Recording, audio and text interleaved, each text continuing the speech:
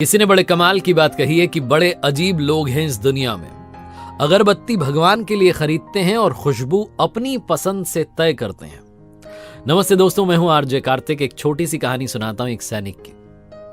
एक सैनिक जिसको दूसरे देश जाना पड़ा युद्ध के लिए, और जब वो दूसरे देश में था तो उसकी खबर घर तक पहुंच नहीं रही थी। उसके मम्मी पापा बड़े परेशान थे कि पता नहीं क्या होगा हमारे बच्चे का।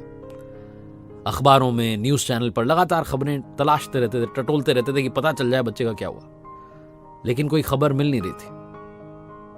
करीब 1-2 महीने के बाद में फाइनली अखबारों में आया, न्यूज चैनल में आया कि वहां युद्ध समाप्त हो गया। और ये घर वाले बेसब्री से इंतजार करने लगे कि वो युद्ध समाप्त हो गया, अगर जीवित होगा तो कॉल करेगा, बात करेगा। 1-2 दिन के बाद में इनके पास में कॉल आया, घर में टेलीफोन की घंटी बजी और फोन लाइन पर दूसरी तरफ इनका बेटा था। बड़े खुश हुए कि चलो भगवान ने बचा लिया हमारे बच्चे को। जो लड़का था उस तरफ से कह रहा था, आप चिंता मत कीजिए, मैं सुरक्षित हूं, आप लोग ठीक हैं, घर के हालचाल जान रहा था। उसके बाद उस लड़के ने कहा कि पापा जी, बात ऐसी है कि मैं अपने साथ जब आ रहा हूं तो अपने दोस्त को लाना चाह रहा हूं। तो घर वाले तो बड़े खुश थे कि बच्चा सुरक्षित। उन्होंने कहा हाँ हाँ ले आओ अपने दोस्त को। मम्मी पापा दोनों की आवाज आ रही थी कि बेटा लेके आ जा, कोई दिक्कत नहीं है। लड़का कहने लगा मेरी पूरी बात तो सुनिए, वो जो दोस्त है मेरा हमारे साथ ही रहेगा अब हमेशा। तो पेरेंट्स ने थोड़ा सा सोचा, फिर बोले कि अरे ठीक है ले आ, कोई टेंशन की बात नहीं, लेके आ जाओ उसको। फिर लड़का बोला कि पूरी बात तो सुनिए, दरअसल एक बारूदी सुरंग में वो मेरा दोस्त था और अचानक धमाका हो गया और उसने एक हाथ एक पैर खो दिया। अब इस दुनिया में उसके एक हाथ एक पैर नहीं है, वो बिना एक हाथ एक पैर के जी रहा है। तो उसको मैं अपने घर लेकर आ जाऊं, हमेशा हमारे साथ रहेगा। जो पेरेंट्स थे, जो बच्चे से बात कर रहे थे मम्मी पापा, उनकी आवाज अचानक बदल गई। चिंता उनकी आवाज में आ गई। कहने लगे बेटा क्यों लेके आ रहे हो उसको, वो कहाँ हमारे साथ रहेगा, उसको अपने हाल पे छोड़ दो ना, भगवान सब संभाल लेगा, तुम चिंता क्यों कर रहे हो, उसको छोड़ दो, कभी कुछ रहेगा हम मदद भेज देंगे, उसको छोड़कर आ जाओ।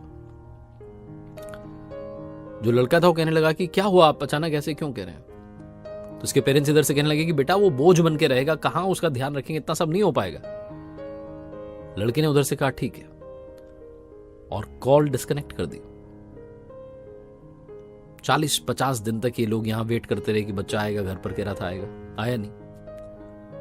40-50 दिन बाद इनके घर पर कॉल आया और इन्हें बुलावा आया कि आप आ जाइए उस दूसरे देश में जहां युद्ध हो रहा था, कि आ जाइए, आपके बच्चे की लाश मिली है।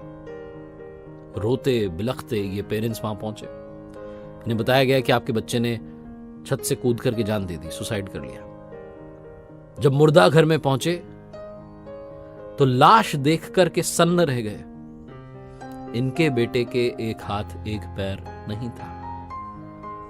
रोने लग गए, कहने लगे कि काश हमने अपने बच्चे से कह दिया होता कि उस दोस्त को लेके आ जा, ले आ उसको घर पर, हम साथ रख लेंगे। लेकिन ऐसा बोला नहीं। अगर ऐसा बोल दिया होता तो शायद वो बच्चा जीवित होता। वो बच्चा दरअसल जानना चाह रहा था कि उसके पेरेंट्स कैसे रिएक्ट करते हैं, लेकिन पेरेंट्स ने कहा उसको क्यों ला रहा है, वो बोझ बन के रहेगा। ये कहानी उन मम्मी पापा की और उस बच्चे की नहीं है, सबकी कहानी। आज के जमाने में बहुत सारे लोग ऐसे हैं जो फायदा देख करके रिश्ता बनाते हैं, बड़ी प्रैक्टिकल सोच रखते हैं। उन्हें लगता है कि बोझ होगा, क्या करेंगे, रिश्तों में फायदा ढूंढते हैं, अपने हिसाब से रिश्ते बनाना चाहते हैं। जहां कोई कमी हुई उसको दूर कर देते हैं। कमी हर इंसान में है। कमियां ढूंढने लगेंगे तो शायद प्यार नहीं कर पाएंगे। प्यार उनसे भी कीजिए जिनमें कमी है। दिव्यांगों की बात करें तो उनसे भी प्यार कीजिए, उससे भी प्यार कीजिए जो आपसे पैसे में कम है। प्यार कभी भी ऊंच नीच भेदभाव नहीं देखता है। प्यार प्यार होता है और मोहब्बत हमेशा दिल से की जाती है। यही इस कहानी का मैसेज है। बहुत ही गहरी बात है, लेकिन ये कहानी हमें सिखाती है। एक बार फिर से कहना चाहता हूं, जो अक्सर आपसे कहता हूं, कर दिखाओ कुछ ऐसा कि दुनिया करना चाहे आपके जैसा। याद रखिए, हर सोमवार सुबह 9:30 बजे मेरे साथ देखिए एक नई कहानी।